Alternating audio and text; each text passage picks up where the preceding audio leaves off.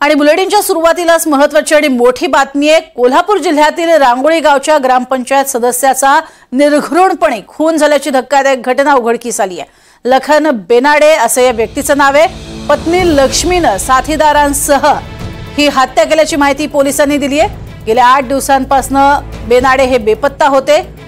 कर्नाटकच्या हद्दीतील संकेश्वर जवळ हिरण्यकेशी नदीमध्ये त्यांचा अर्धवट जळलेल्या अवस्थेत आणि 2 तुकड्यांमध्ये मृतदेह आढळला।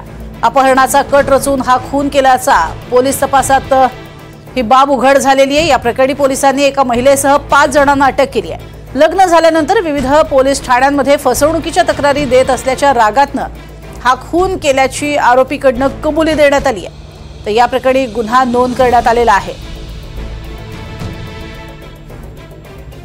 तर पत्नीने अपहरणाचा कट रचला आणि नवऱ्याची हत्या केली। अधिक माहिती घेऊयात विशाल पुजारी यांच्याकडनं। विशाल, काय नेमका हा सगळा प्रकार आहे आणि पोलिसांना या संपूर्ण प्रकरणामध्ये छडा लावण्यात यश आले का?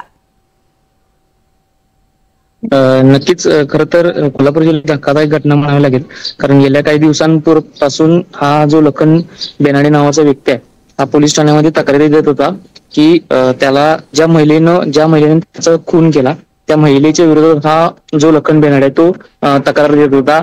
लग्न झाल्यानंतर ही महिला जी आहे ती या लखन बेनाडेची फसवणूक करत होती अशी तक्रार त्यानं पोलीस ठाण्यामध्ये दिलेली होती। पैसे उकळण्याचा कुठेतरी प्रयत्न जो आहे तो या महिलेने केला असल्याचा आरोप या लखन बेनाडे केलेला होता। मात्र या सगळ्या घटनेनंतर या लखन बेनाडेचा आता खून झाल्याची माहिती जी आहे ती समोर येते। हिरण्यकेशी नदीमध्ये या लखन बेनाडे नावाच्या व्यक्तीचा मृतदेह आहे जो सापडलेला आहे। अगदी जाळण्याचा प्रयत्न जो आहे तो हा मृतदेह पाहायला मिळाला। त्याचबरोबर या मृतदेहाचे 2 तुकडे जे आहेत ते देखील केल्याचं पाहायला मिळालेलं होतं। खरं तर लखन बेनाडे हा गेल्या आठवड्याभरापासून बेपत्ता असल्याची तक्रार राजाराम पोलीस ठाण्यामध्ये दाखल करण्यात आलेली होती। या लखन बेनाडेचा तपास घेण्यास सुरुवात केल्यानंतर पोलिसांना हा जो मृतदेह आहे तो आढळून आला आणि त्याच्यानंतर याबाबतचा अधिक तपास जो आहे तो पोलिसांनी सुरू केला। खर तर ज्या महिलेने याचा खून केला ती लक्ष्मी बेनाडे, याच लक्ष्मी बेनाडे या महिलेला अटक देखील करण्यात आलेली आहे। जवळपास 5 जणांना, महिलेसह 5 जणांना पोलिसांनी सध्या अटक केलेली आहे। या महिलेनं हा खून केल्याची कबुली देखील दिलेली आहे।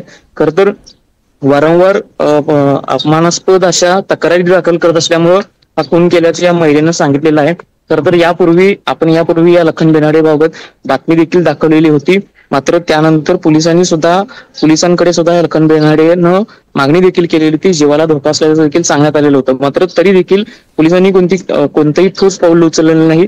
त्यामुळे अशी घटना जी आहे ती घडली का असा एक प्रश्न जो आहे।